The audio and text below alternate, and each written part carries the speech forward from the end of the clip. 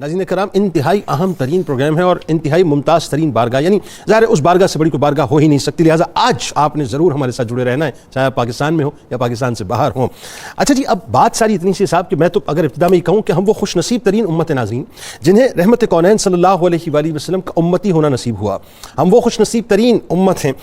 جنہیں رحمت کونین صلی اللہ علیہ وآلہ وسلم کا سایہ نصیب ہوا، اور یہ بھی کہنا ناظرین درست ہے کہ ہم وہ خوش نصیب ترین امت ہیں جنہیں رحمت کونین صلی اللہ علیہ وآلہ وسلم کے عشق کا جام ملا کہ سرور دو جہاں شہنشاہ کون و مکان وجہ وجود کائنات کی بارگاہ ناظرین اس کائنات کی سب سے اعلیٰ اور سب سے عظیم ترین بارگاہ ہے کہ اس کائنات کا سارا ادب مل کر جس بارگاہ میں با ادب نظر آتا ہے، اور اس کائنات کا سارا احترام جس بارگاہ میں بصد احترام نظر آتا ہے، وہ بارگاہ کسی اور کی نہیں ناظرین بلکہ محبوب خدا کی بارگاہ ہے، جس بارگاہ سے ناظرین جڑی ایک ہستی زمین والوں کے لیے آسمان کے چاند اور ستاروں کی مانند ہے، جس بارگاہ سے جڑی ایک شے کا مقام بلند و بالا ہے کہ جو بارگاہ محبوب خدا سے نسبت پا گیا وہ مراتب میں اعلیٰ ترین رتبہ پا گیا، یعنی یہ شان یہ مقام ان کا ہے ناظرین کہ جن کو فیضان مصطفیٰ صلی اللہ علیہ وآلہ وسلم نصیب ہوا، جن کو نسبت مصطفیٰ صلی اللہ علیہ وآلہ وسلم عطا ہوئی، اور جن کو صحبت مصطفیٰ صلی اللہ علیہ وآلہ وسلم نصیب ہوئی۔ تو جو معدن رسالت صلی اللہ علیہ وآلہ وسلم کے گوہر ہیں،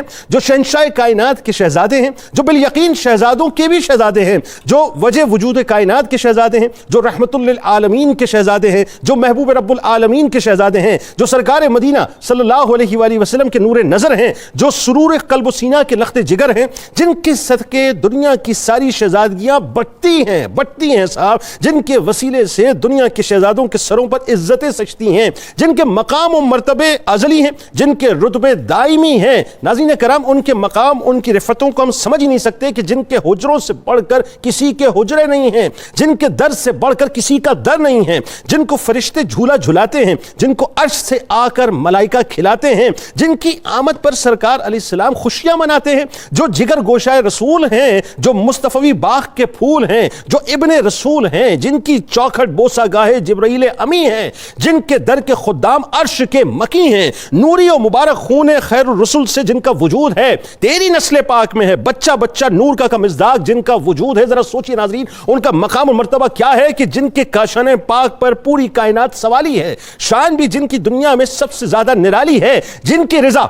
مصطفیٰ صلی اللہ علیہ وآلہ وسلم، جن کی محبت مصطفیٰ صلی اللہ علیہ وآلہ وسلم، اور جن کا ذکر حبیب خدا جو نہیں ہے محبوب خدا سے جدا، ان کے فضائل کا، ان کے مراتب کا، ان کی رفتوں کا کیا ہی کہنا کہ آج اس نوری کاشانے کے معصوم اور نورانی پھول حضرت ابراہیم علیہ السلام کی بارگاہ میں ناظرین مل کر چلتے ہیں اور اپنی محبتوں اور عقیدتوں کے نذرانے اس بارگاہ میں پیش کرتے ہیں جو جانے کائنات ہیں، جانے کائنات ہیں، جو مدار ہیں پوری کائنات کی عقیدتوں اور محبتوں کے، جن کی محبتوں اور عقیدتوں کی خوشبو پورے عالم کو مہکا رہی ہے، جن کے نور سے یہ ساری کی ساری کائنات جگمگا رہی ہے، جن کا ذکر راحت قلب و جاں ہے، جن کا تصور دنیا و آخرت کی اما ہے، جن کی محبت ایمان کی شرط اول ہے۔ بلا تمثیل عرض کر رہا ہوں ناظرین کہ اگر آپ کسی سے محبت کریں اور اس کی اولاد سے محبت نہ کریں تو آپ اس کی محبت قطعاً نہ پائیں گے جس کی محبت کے آپ دعوے دار ہیں۔ تو ذرا سوچیں ناظرین، جن کی محبت مودت کے سانچے میں ڈھل کر جزو ایمان بن گئی ہو، جن کی محبت تاکید قرآن بن گئی ہو، اور جن کی محبت رسول اکرم کا واضح فرمان بن گئی ہو کہ سرکار مدینہ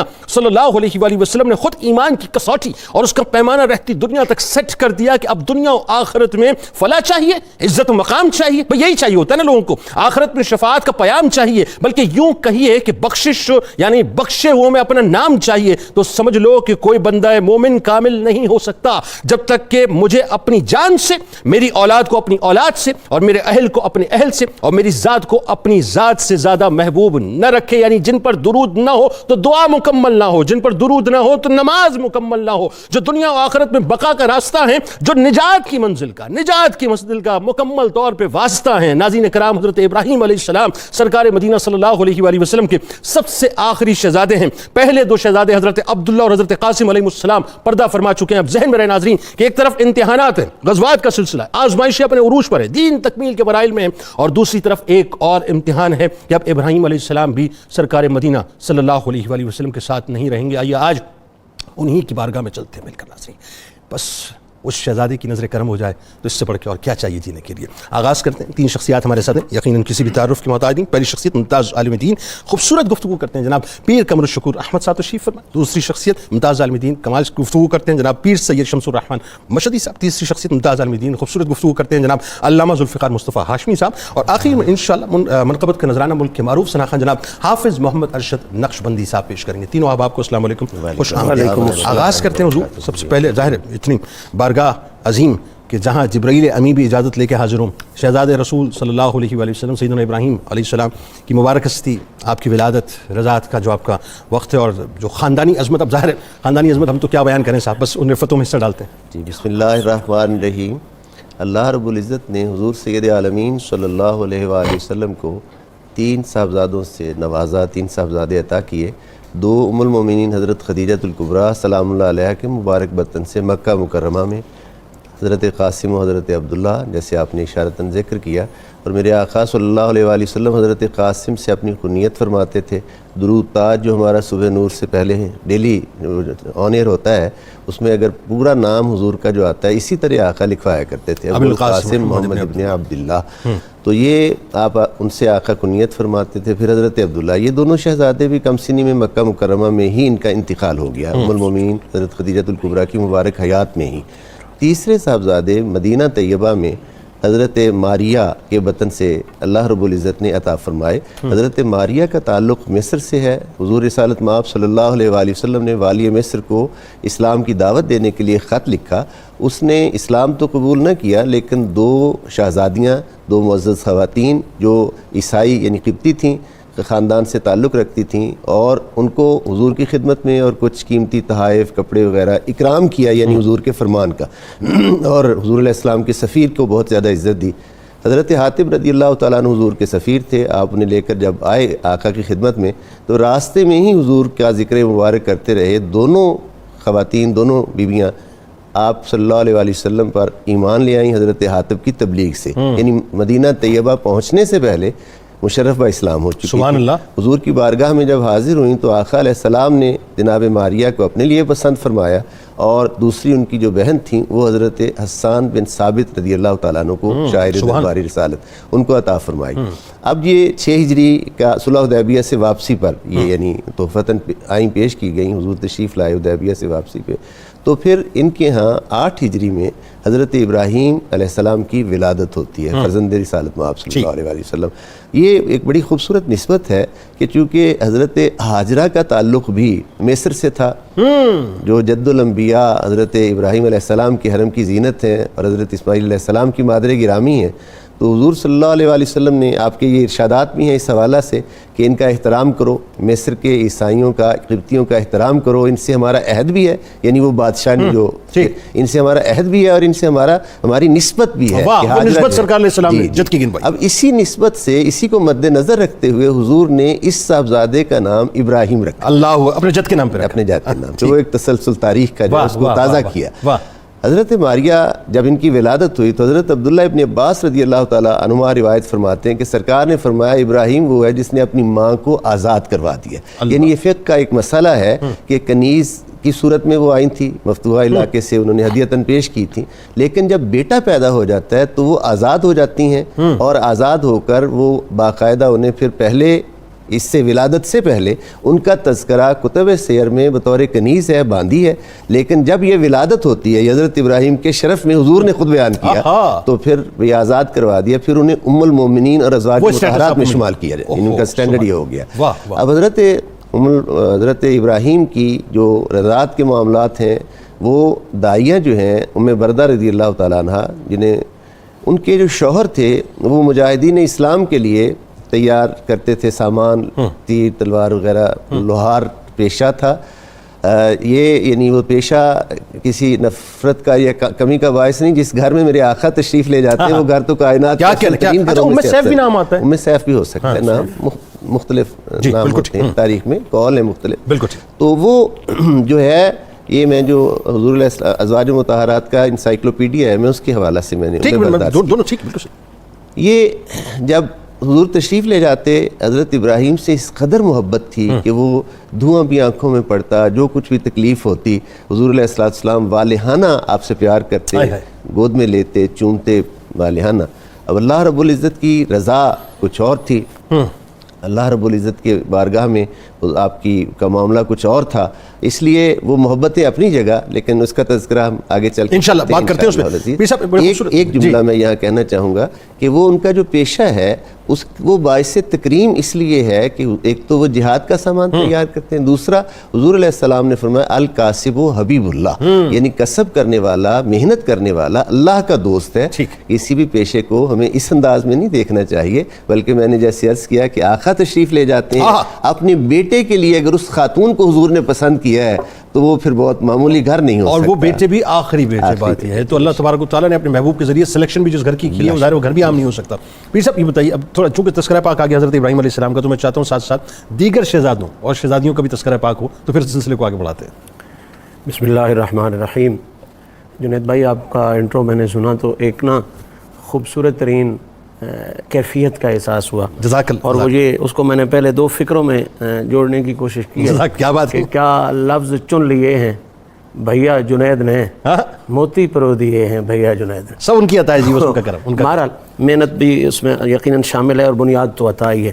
خوبصورت لفظ، خوبصورت جذبے، اللہ آپ کو سلامتی دے۔ ظاہری بات ہے بارگاہ ہی اتنی بڑی ہے کہ انسان کا من کرتا ہے کہ جو کچھ اس کے پاس بیسٹ ہو وہ پیش کرے، بس وہاں قبول ہو جائے، اور یہ یقین بھی ہوتا ہے کہ میرا جتنا بھی بیسٹ ہو ان کے قابل نہیں ہے۔ یہ اصل بات، یہ بھی بات ساتھ میں ہے۔ اللہ تعالیٰ ہم سب کو ایسی محبتیں، ایسا ذوق نصیب فرمائے۔ آقا کریم علیہ الصلوۃ والتسلیم کو اللہ تعالیٰ نے کل کائنات سے ہر لحاظ سے بلندی کا مالک بنایا۔ یعنی باقی افراد میں بلندیاں موجود ہیں، لیکن کسی کی ایک حوالے سے ہے، کسی کی دوسرے حوالے سے ہے، کسی کی تیسرے حوالے سے۔ انا اعطیناک الکوثر کا جو کمال کا مفہوم یہ ہے کہ حبیب آپ کو ہر حوالہ بے مثال دے، سبحان اللہ، آپ کی ذات ہو، آپ کی صفات ہوں، آپ کا خاندان ہو، آپ کے اصحاب ہوں، آپ کے غلام ہوں، اللہ جو پہلو بھی لوگ ہیں نہ اس کا کوئی مقدار میں مقابلہ کرے گا، نہ اس کا کوئی معیار میں۔ سبحان اللہ، کیا کیا۔ تو اب جب سیدھی سی بات ہے، کوثر کے لیے امام رازی نے لکھا کہ اس کا پہلا معنی ہی خاندان رسول بنتا ہے، سبحان اللہ، آل رسول اس سے مراد ہے۔ تو باقی باتیں ابھی نہ بھی کریں تو یہ بات تو کلیئر ہو گئی کہ خاندان رسول کے حوالے سے کوثر یہ کہہ رہا ہے کہ قیامت تک ان کے معیار کا مقابلہ ہو ہی نہیں سکتا، ہو ہی نہیں سکتا۔ تو جب مقابلہ نہیں ہو سکتا تو سیدھی سی بات ہے، پھر یہ بات تو کلیئر ہو گئی کہ جس طرح ذات مصطفیٰ کو اللہ نے بے مثال بنایا ہے، اسی طرح اولاد مصطفیٰ کو بھی اللہ نے بے مثل و بے مثال بنایا، یعنی سارے جتنے بھی دنیا کے معیار ہیں وہ سیٹ ہی اس دربار سے، اسی دربار سے۔ اور اب جس طرح بات ہو رہی تھی جناب ابراہیم کی، اور آج ہمارا موضوع بھی وہی ہے، اس کے ساتھ ساتھ یہی نہیں ہے کہ اللہ تعالیٰ نے جناب ابراہیم کو بے مثلیت کا کمال دیا ہے۔ میرے آقا کے پاک آنگن میں جو بھی پھول کھلا ہے وہ بیٹوں کی صورت میں، وہ پاک شہزادیوں کی صورت میں، وہ پھر دوہتوں کی صورت میں، پھر نسل کریمانہ کی صورت میں،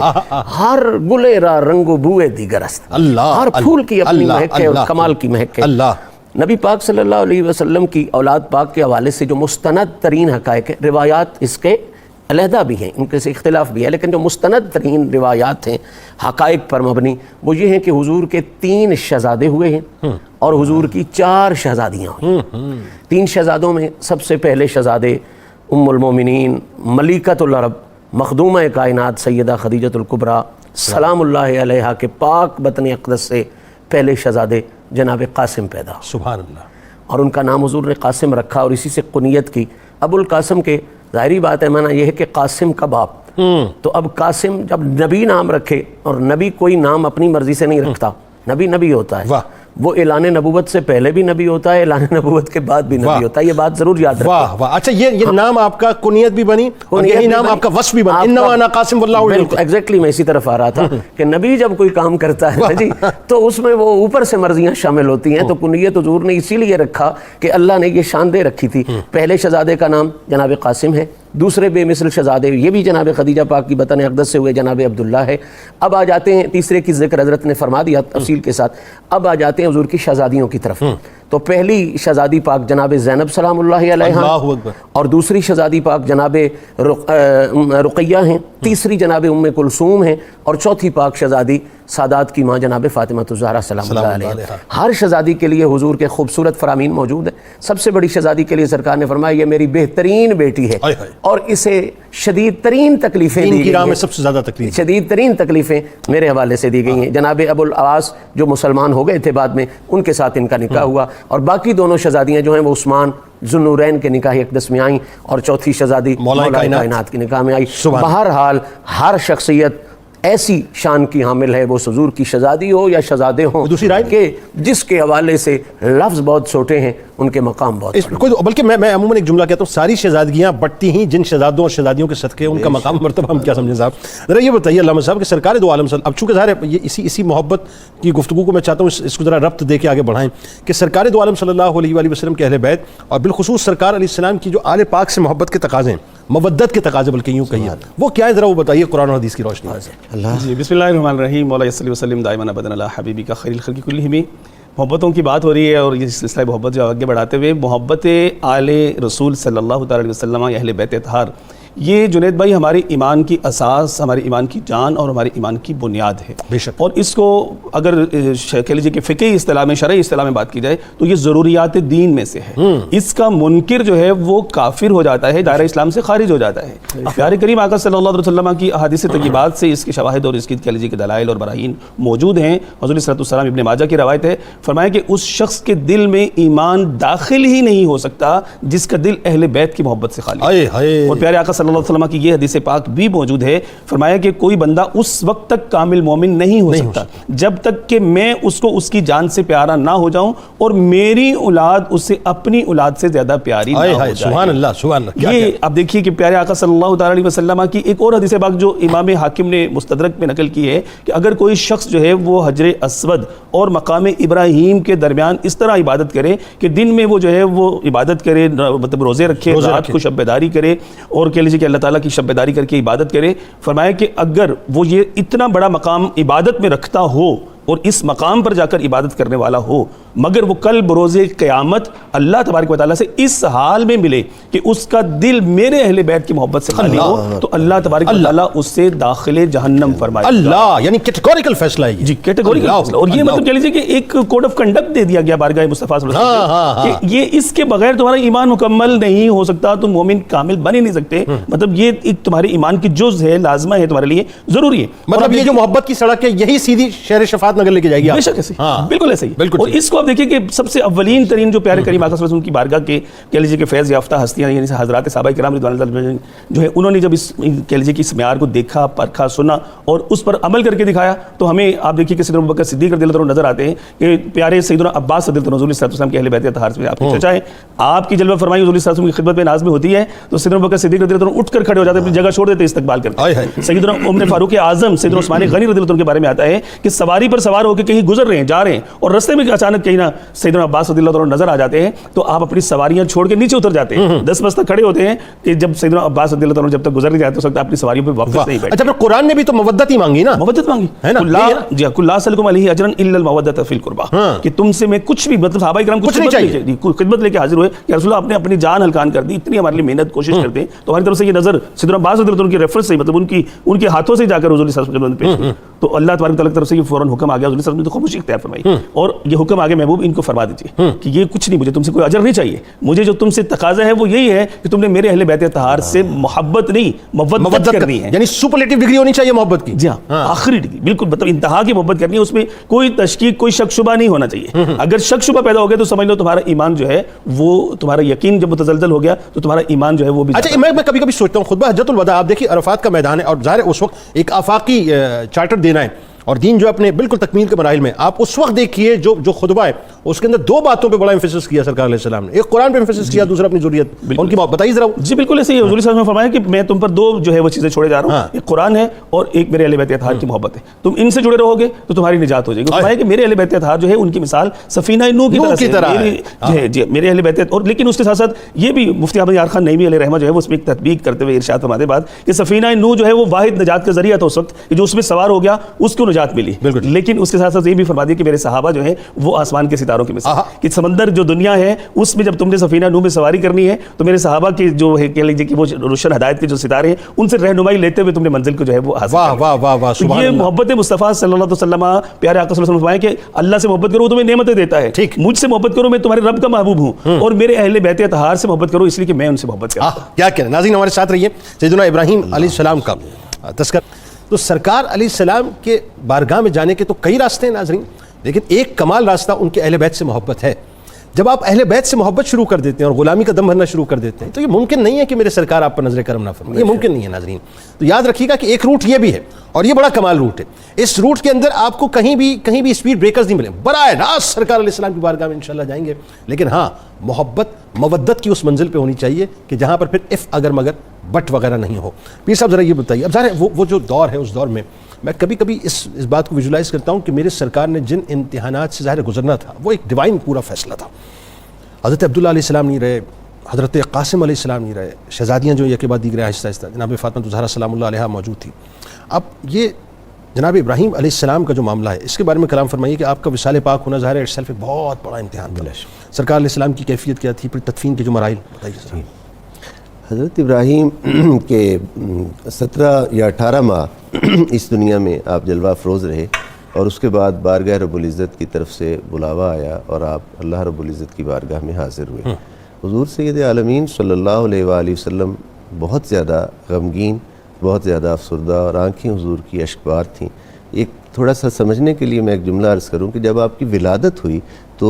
جو آپ کے آزاد کردہ غلام تھے حضرت ابو رافع، انہوں نے آ کر حضور کو خوشخبری سنائی۔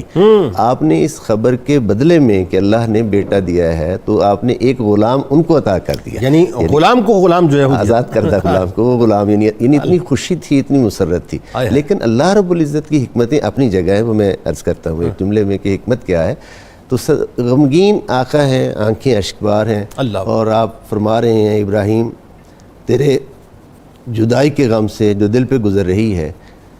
وہ اپنی جگہ حقیقت ہے، لیکن زبان سے کوئی ایسا لفظ نہیں نکلتا جو پروردگار عالم کو ناخوش کرے۔ ہم اپنے رب کی رضا پر راضی ہیں۔ بہت ہی مختصر لفظوں میں یہ حکمت ہے کہ 3 بیٹے عطا کر کے تینوں بیٹوں کو اللہ رب العزت واپس اپنی بارگاہ میں بلاتا ہے۔ کچھ تذکرہ نگاروں نے، محدثین نے اس طرف اشارہ کیا ہے کہ جب وصال ہوا تو حضور علیہ السلام نے فرمایا اگر ابراہیم زندہ رہتے تو میرے بعد نبی ہوتے، کیونکہ آنا خاتم النبیین لا نبی بعدی کا فرمان عالی شان ہے۔ تینوں شہزادوں کو وصال جو ہے اس کی حکمت ہی یہ ہے جو انبیاء بنی اسرائیل کے بہت سے بیٹے جو ہیں وہ ایسے نبی ہیں کہ ان کے بیٹے بھی آگے نبی ہیں۔ اگر حضور کے بیٹے ہوتے نبی نہ ہوتے تو یہ اس میں ایک مسئلہ تھا، اور اگر نبی ہوتے تو خاتم النبیین کی عظمت پہ حرف آتا تھا۔ اب یہ وصال مبارک کی کیفیت ہے۔ اس کے بعد پھر جنت البقیع میں آپ کی تدفین ہے۔ حضرت ماریہ ان کی والدہ ماجدہ کا 16 ہجری میں وصال ہوا ہے، وہ بھی جنت البقیع میں ہے۔ اور میں بہت ہی عطیہ تبریک آپ کو پیش کرنا چاہتا ہوں جو کل آپ نے پروگرام کیا ہے انہدام جنت البقیع پہ۔ الحمدللہ یہ اعزاز 92 نیوز چینل کو حاصل ہے کہ گزشتہ 7 برس سے مسلسل 2015 سے جب سے نشریات کا آغاز ہوا ہے، ہر سال 8 شوال کو انہدام جنت البقیع پہ پروگرام کیا جاتا ہے۔ اور اس کی برکت یہ ہے اس تذکرہ کی کہ اس وقت سوشل میڈیا اور ڈیجیٹل میڈیا جو ہے اس پہ باقاعدہ اس کو شیئر کیا جاتا ہے 2-2 3-3 دن،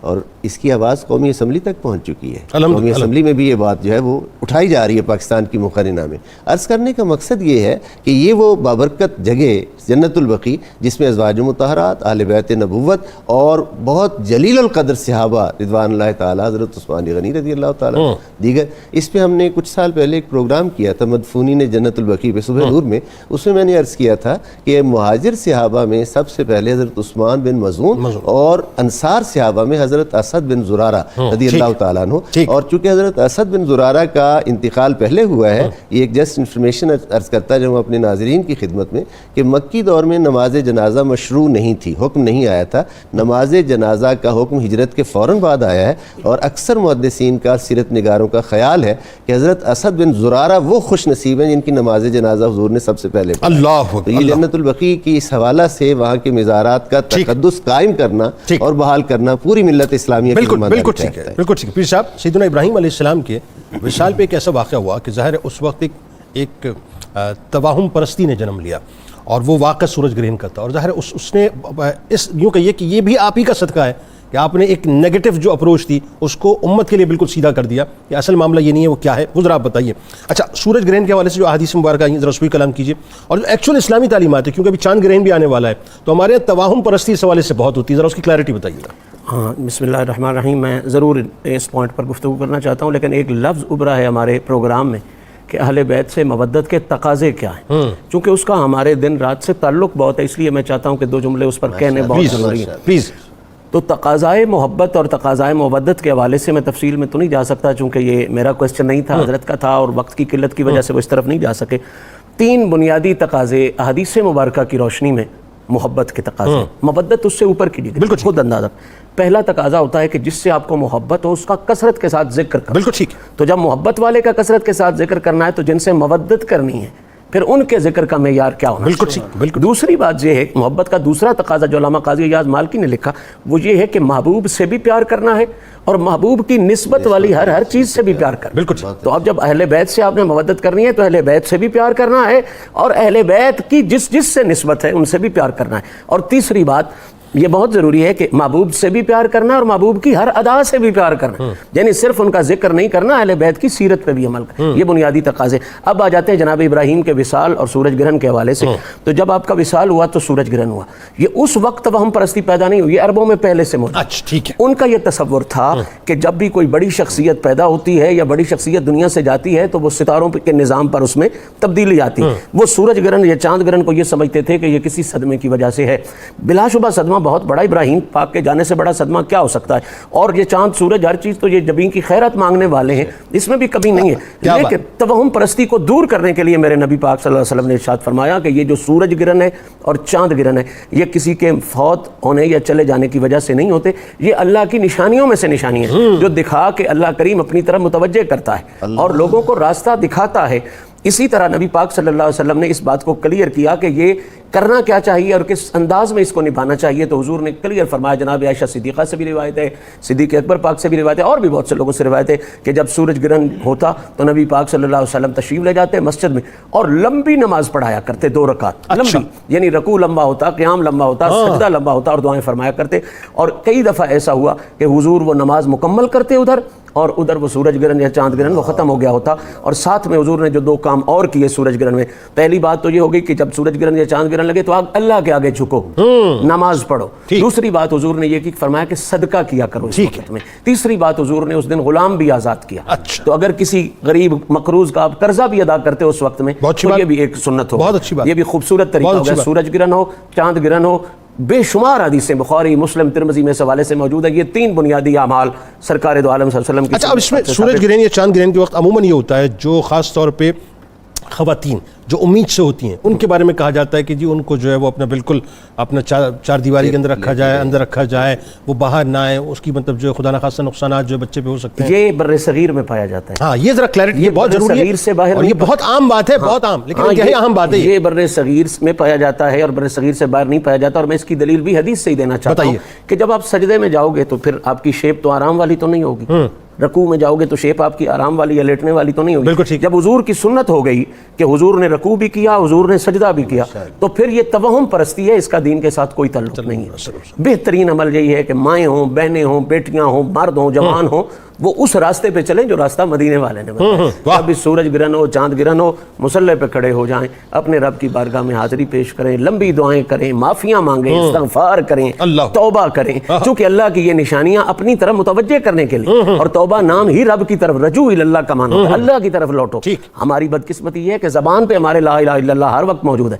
لیکن جو رجوع اللہ والا جذبہ ہے وہ ہم میں نہیں ہے۔ اصل میں سورج گرہن ہو، چاند گرہن ہو، آپ کو یہی کرنا ہے، اور یہ نشانیاں اسی لیے آتی ہیں کہ تم رجوع اللہ کرو، اللہ کی طرف متوجہ ہو جاؤ، نماز ہو، صدقہ ہو، کسی غریب کی مدد ہو، ہر اچھا کام جو تمہیں رب کی تابعداری والا لگتا ہے وہ کرو گے، یہی عمل ہے اور یہی راستہ۔ بالکل ٹھیک۔ آخر میں بڑی اہم ترین بات ہے، اور یہ علامہ صاحب اس کا تھوڑا سا ذکر جو ہے پیر صاحب نے فرما دیا، لیکن میں چاہتا ہوں اس پر ذرا صاحب تھوڑا گفتگو کیجیے ڈیٹیل میں،